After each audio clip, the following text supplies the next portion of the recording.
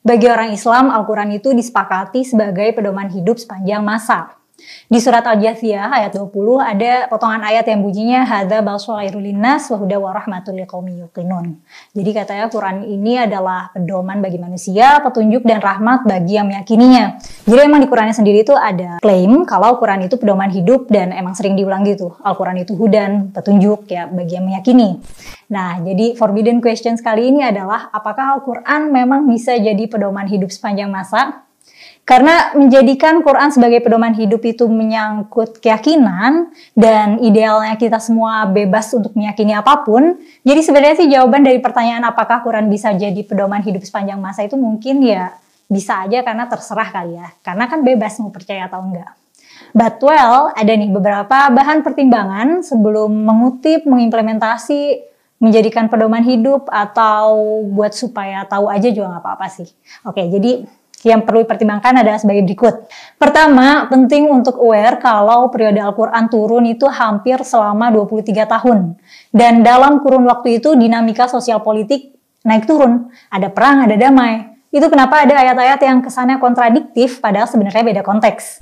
Kalau turunnya pas lagi konflik perang, ya perintahnya attack. Kalau lagi damai, ya chill. Itu juga kenapa pendeskripsian Al-Quran tentang orang non-muslim itu kadang nggak konsisten. Kadang digambarkan kayak orang jahat, kadang ya kayak orang biasa aja.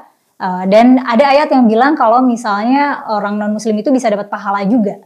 Yang mana kalau timbangan pahalanya lebih berat dari dosanya, itu berarti bisa masuk surga nggak tuh? Sebelum kita ngutip suatu ayat nih, misalnya ayat tentang hubungan sesama manusia, sepatutnya kita tuh udah ngenalin situasi sosial, politik, dan budaya pada saat ayat itu turun.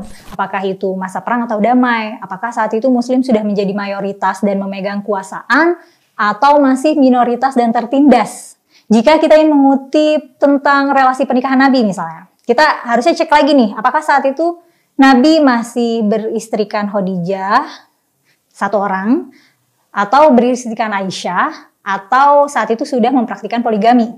Nah, nggak ketinggalan juga nih, kalau kita ingin mengutip ayat tentang hukum, perlu diperhatikan apa sebab atau pemicunya ayat hukum tersebut turun, dan sudah sejauh mana implementasi hukum terkait hukum itu di masyarakat Arab pada masa itu. Soal pertimbangan pertama, kalau mau menggunakan Al-Quran sebagai pedoman hidup. Oh ya, by the way, tidak memeluk Islam itu nggak necessarily kafir ya. Di kita mungkin pemahamannya non-Islam itu berarti kafir. Nah, kalau di Quran nggak necessarily dilabeli begitu. Nasrani dan Yahudi kadang disebut sebagai ahlul kitab Injil wa Taurat. Maksudnya ahli kitab itu pemilik kitab Injil dan Taurat dan Taurat. Nah, dan ahli kitab itu diakui dan dihormati sama Nabi. Sedangkan kafir itu artinya secara bahasa itu mengingkari. Jadi mengingkari ajaran Nabi dan mengingkari Tuhannya Nabi. Jadi bisa aja kita tuh orang Yahudi atau Nasrani, misalnya saat itu ya, bukan kita sih, mereka orang Yahudi atau Nasrani, tapi mereka menerima ajaran Nabi, tapi mereka tetap identify dirinya sebagai Yahudi atau Nasrani gitu. Nah, emang ada banyak ayat yang menunjukkan relasi Islam Yahudi atau Islam Nasrani itu agak tense ya, tegang dan rawan konflik banget, kayak yang musuh abadi banget. Nah, tapi ada nih di Al-Baqarah ayat 62. Dan ada ayat yang mirip juga di Al-Maidah ayat 69, artinya sesungguhnya orang yang beriman, orang Yahudi, Nasrani, Sabiin itu salah satu agama minoritas saat itu by the way, Yahudi, Nasrani, Sabiin, dan siapa aja yang beriman kepada Allah dan hari akhir dan melakukan kebaikan, maka dapat pahala dan mereka tidak perlu takut dan tidak perlu sedih. Nah, tentu saja Quran sebagai catatan sejarah juga terbatas ya. Kalau mau cek dinamika sosial politik saat itu, mesti cek riwayat dan asar, catatan sahabat, dan generasi selanjutnya. Nah, itu bahan pertimbangan pertama ya, soal periode turun dan dinamika sosiopolitik selama periode itu. Pertimbangan yang kedua, Quran itu awal diturunkannya dan disebarluaskan itu lewat oral, bukan lewat tulisan.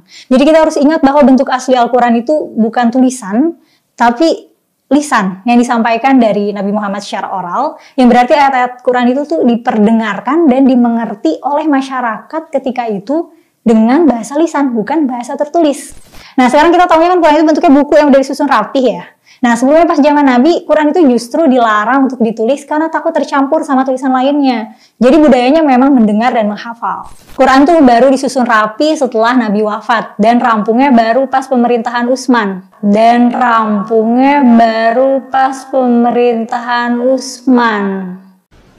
Kita sangat meyakini memang bahwa kitab Al-Quran yang sampai kepada kita sekarang itu diproduksi pada periode Utsman bin Affan. Ya, itu keyakinan kita. Ya, kalau Anda lihat Quran yang ada di depan kita ini, kita yakini ini adalah kitab yang sama yang diproduksi pada periode Utsman bin Affan. Ya. Jangan salah, kitab yang ada, Al-Quran yang ada di depan kita itu diproduksi tahun 1924 di Kairo. Ya, belakangan sekali. Jadi kitab Quran standar yang ada di mana-mana, termasuk yang di depan kita sekarang, itu adalah produk dari komite yang dibuat oleh Menteri Dalam Negeri di Mesir dan terbit pertama kali tahun 1924. Nah terus Quran tuh penyusunannya juga nggak kronologis. Tapi emang Nabi tuh ngasih brief ke Zaid bin Sabit. Zaid bin Sabit itu sekretaris Nabi untuk urusan tulisan Quran. Nabi ngasih brief urutan ayatnya tuh gimana. Nah itu ada petunjuknya tuh dari Nabi. FYI, waktu itu media tulis tuh belum semudah sekarang ya. Nulis tuh masih pakai kulit hewan atau pakai tulang. Jadi media tulis tuh nggak murah dan resource-nya terbatas. Abad ke-7 kertas baru masuk, baru ada di Arab, tapi masih mahal. Abad ke-9 di Iran, di Irak udah mulai banyak, terus jadinya Baghdad punya percetakan perpustakaan besar tuh, namanya Baitul Hikmah, Rumah Kebijaksanaan. Dan tempat itu jadi pusat intelektual zaman kemasan Islam, tapi ya terus dihancurin bangsa Mongol. Nah, harga kertas di Timur Tengah baru wajar, baru bisa affordable buat keluarga, itu abad 11. Nah, kenapa pertimbangan ini penting gitu? Kenapa ngomongin penting? Jadi cara kita menganalisis teks Quran itu harus melibatkan juga fakta bahwa ayat ini tuh diumumkan, diperdengarkan, dan saat itu pada ngerti. Bukan mereka buka buku terus dibaca, dihafal, karena belum ada bentuk kitab ya. Nggak kayak kita sekarang baca Quran tuh kayak buat ibadah, buat berdoa, dulu nggak gitu. Pertimbangan ketiga, terlepas dari kita mengimani Al-Quran sebagai kitab yang berisi firman Tuhan, untuk pedoman hidup sepanjang masa, atau menganggap Quran adalah karya literatur Arab pada abad ke-7, perlu kita ketahui bahwa bahasa yang dipergunakan Al-Quran adalah bahasa Arab yang digunakan pada era tahun 600-an Masehi, yang mana bahasanya agak berbeda dengan Arab modern.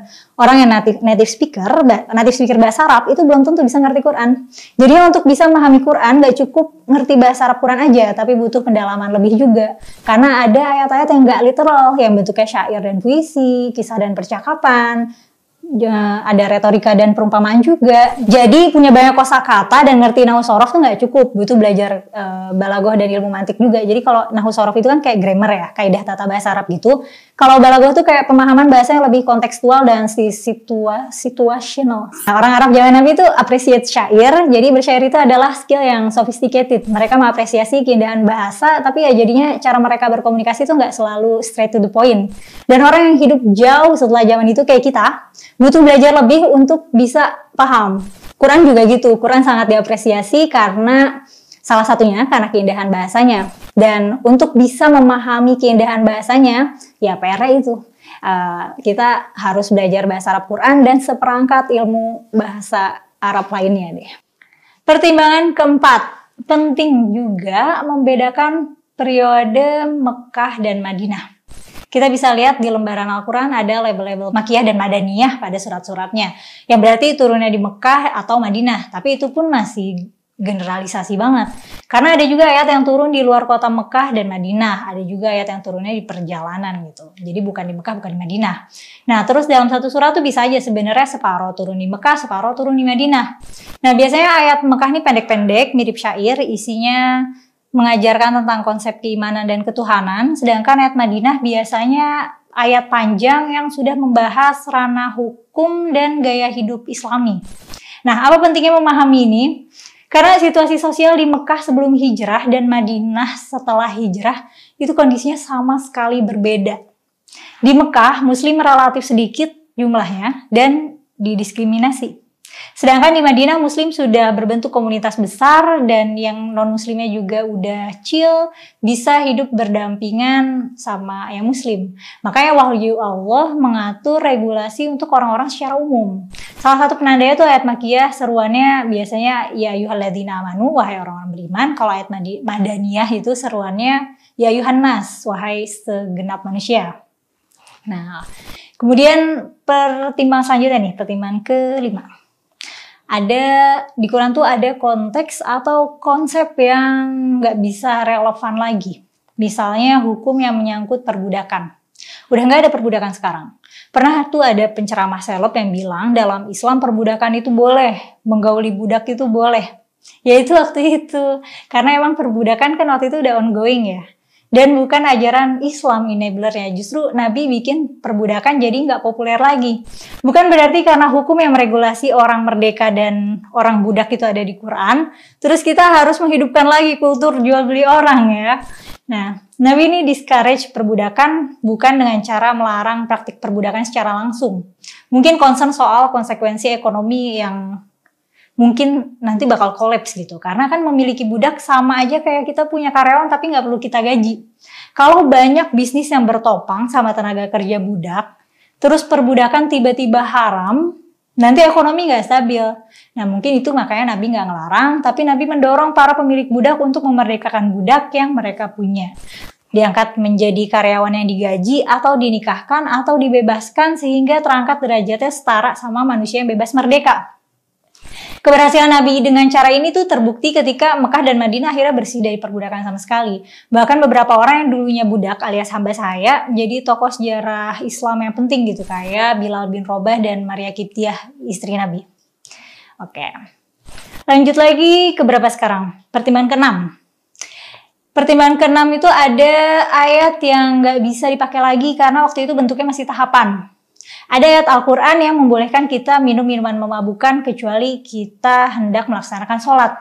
Jadi boleh tuh minum-minum asal kalau mau sholat harus sober. Tertulis di surat An-Nisa ayat 43, kurang lebih artinya itu kamu jangan sholat kalau lagi mabuk. Berarti kalau lagi nggak mabuk, kalau lagi nggak mau sholat, mabuk nggak apa-apa. Oh tenang. Nah cuman masalahnya ayat ini udah nggak berlaku karena kalau kita lihat timelinenya, ini adalah tahapan dalam pengharaman khamar. Khamar itu minuman yang bikin mabok ya.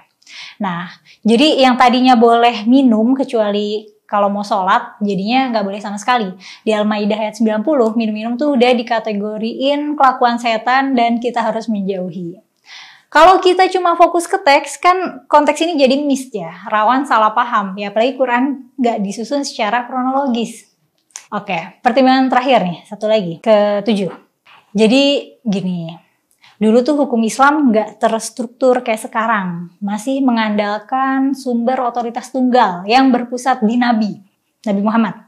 Makanya waktu Nabi meninggal tuh pada galau soal otoritas. Siapa nih yang bakal ngasih tahu kita ini itu? Siapa nih yang bakal ngasih tahu kita ini itu?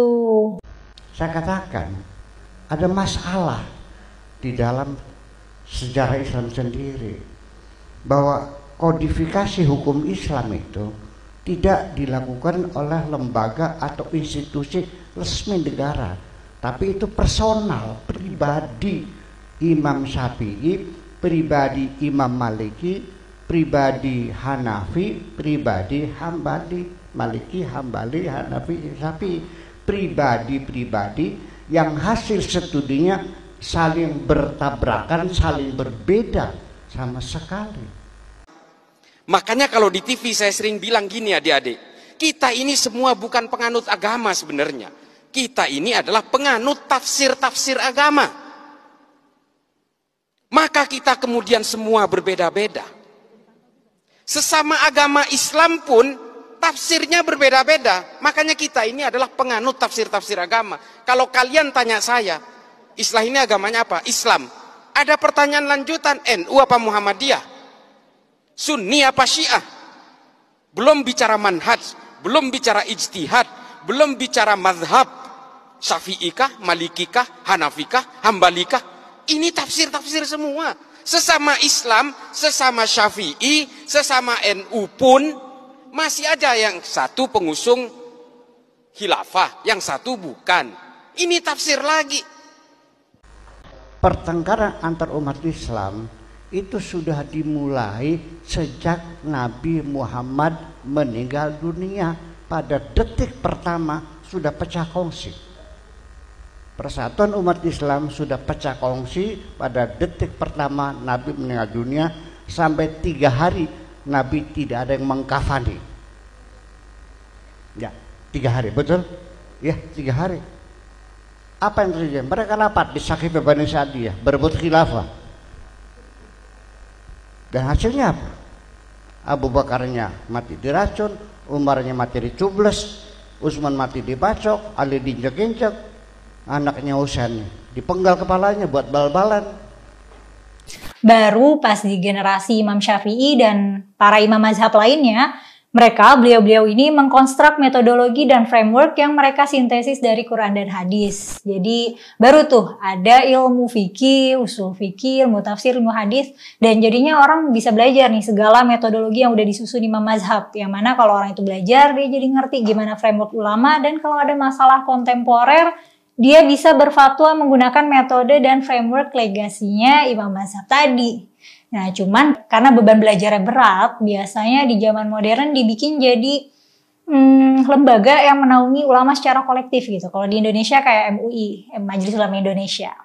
Nah, gitu deh, kira-kira beberapa pertimbangan yang kayaknya wajib diketahui sebelum kita mau menggunakan Al-Quran untuk jadi pedoman hidup kali ya.